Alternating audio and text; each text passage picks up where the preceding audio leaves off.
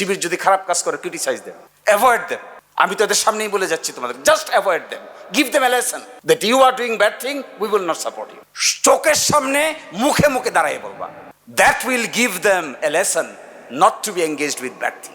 No matter কে কোন ছাত্র সংগঠনের লোক, তার সামনে দাঁড়িয়ে একেবারে কনফিডেন্সের সহিত কে নারী কে পুরুষ ম্যাটেরিয়াল বলবা, আপনারা এই কাজ করেছেন, এই কাজ করছেন, this is not student like activities, we will not support you. If you can do that, যে দলেই করুক না কেন সোজা হয়ে চলতে বাধ্য থাকিবে। Who is doing what immaterial, K BNP করে, কে অমুক দল করে, কে জামাত করে, কে শিবির করে, কে অমুক করে, immaterial. What is material? We need talented people to be placed in a respective qualified position. যদি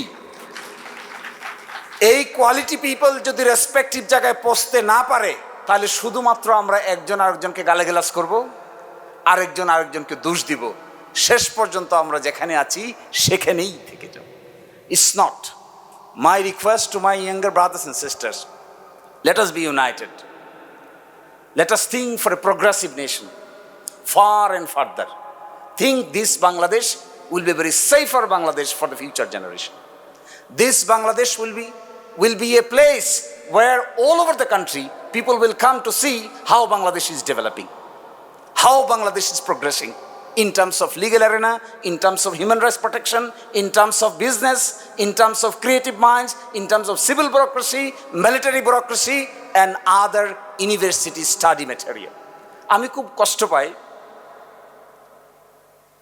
যখন দেখি বিশ্ববিদ্যালয়গুলোতে ছাত্রছাত্রীরা রাজনৈতিক কারণে ডিভাইড হয়ে যায়। নো, একটা কাজ করো দয়া করে, এটা রিকোয়েস্ট করে চলে যাই, একটা কাজ দয়া করে এটা করো।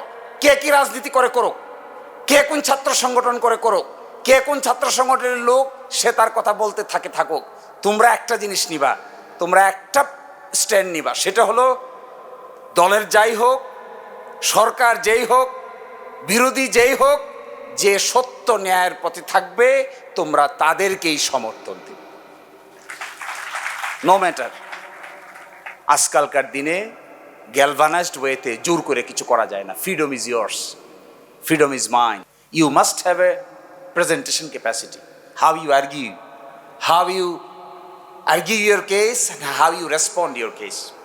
How you strategize.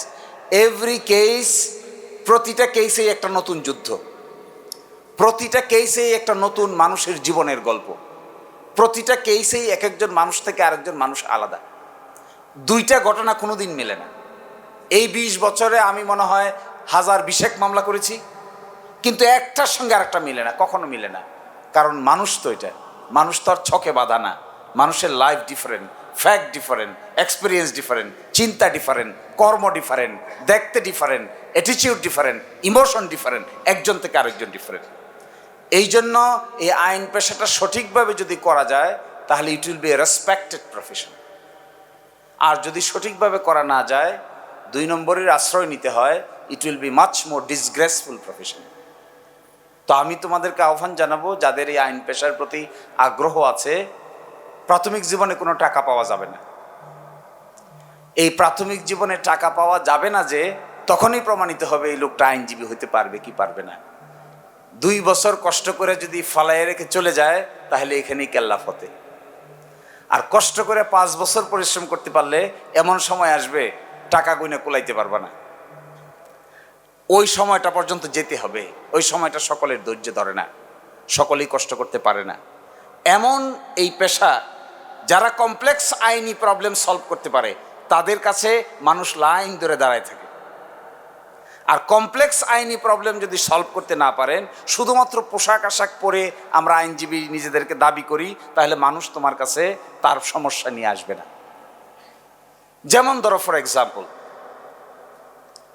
একটা মামলা গতকালকে আসলো, এটা খুব ইন্টারেস্টিং, করবো ইনশাল্লাহ এই কেস। বিদেশে 7 জন বাংলাদেশির মৃত্যুদণ্ড হয়েছে। এই মৃত্যুদণ্ডের আসামিদেরকে বিদেশ থেকে বাংলাদেশে পাঠানো হয়েছে। বাংলাদেশের মৃত্যুর ছেলে তারা আছে। প্রশ্ন উঠেছে, যে দেশের আইনে বিচার হয়েছে মৃত্যুদণ্ড, বাংলাদেশের আইনে তাদের কি বিচার হবে নতুন করে, নাকি ওই মৃত্যুদণ্ড শুধু কার্যকর হবে? এটা বিরাট লিগ্যাল কোয়েশ্চেন।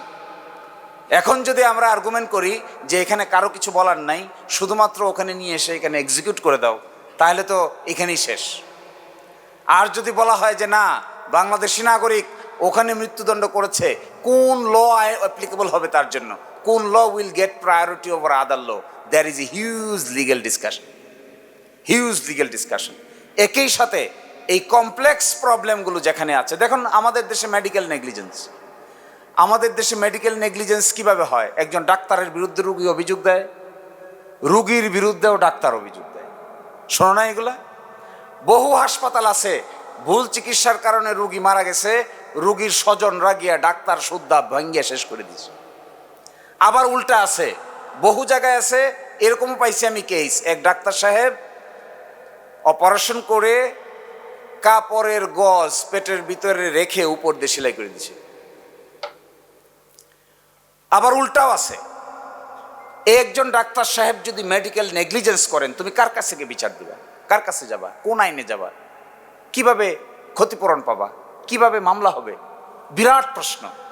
আবার উল্টা, একজন রুগী যদি একজন ডাক্তারকে অ্যাটাক করে, মৃত্যু হয়েছে, তার স্বজনরা গিয়ে যদি হাসপাতাল ভাঙে, ওই হাসপাতাল কোন আইনে প্রোটেকশন পাবে? কি প্রোটেকশন পাবে সেই হাসপাতাল? এই যে কমপ্লেক্স ইস্যু, বাংলাদেশে প্রায় 1,20,000 ডক্টর আছে। এই 1,20,000 ডক্টরের জন্য আইন কি প্রযোজ্য হবে? নেগলিজেন্সের জন্য আইন কি প্রযোজ্য হবে? চিকিৎসায় অবহেলা হলে কি আইন প্রযোজ্য হয়?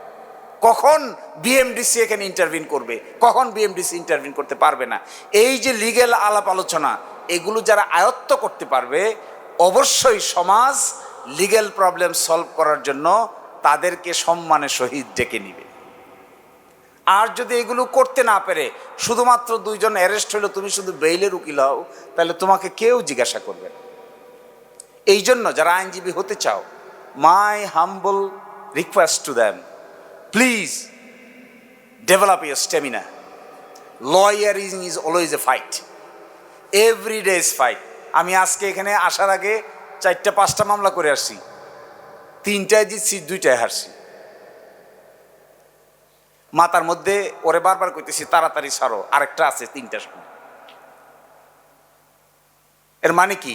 আইনজীবীর পেশাটা কেমন? হারবা জিতবা, জিতবা হারবা। স্টেমিনা শক্তিশালী না হলে একটা হারার পরেই আর তো জানটা চলে না।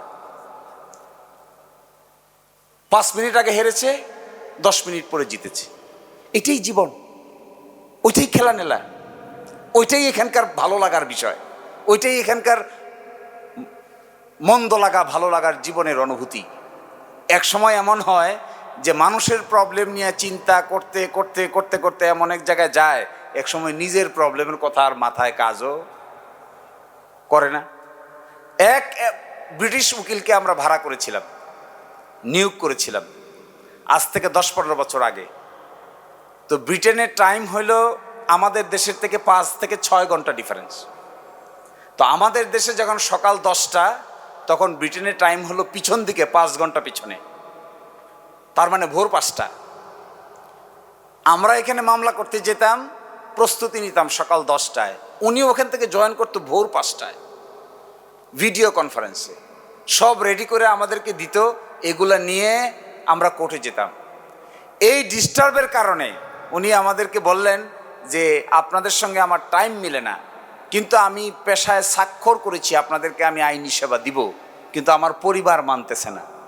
এই কথা বলে অবশেষে উনি একদিন আমাদেরকে বললেন যে আপনাদের মামলা করতে গিয়ে আমার ডিভোর্স হয়ে গেছে। কারণ এই ভোর 5টার সময় ওইটা আমার ওয়াইফ নেভার অ্যালাউজ ইট, কিন্তু আমি তো স্বাক্ষর করেছি। এরকম কত যে না বলা কথা আছে আইনজীবীর জীবনে। মাঝে মাঝে আমাদেরকে বলে শঙ্করের একটা বই আছে, শঙ্কর কত অজানারে, সেখানে আইনজীবীর জীবন সম্পর্কে কথা আছে। আমরা এক লোকরে গল্পটা বলি শেষ করে দিচ্ছি। এক লোকে জিজ্ঞাসা করছে আপনার ছেলে কত বড় হয়েছে? কয় এত বড়।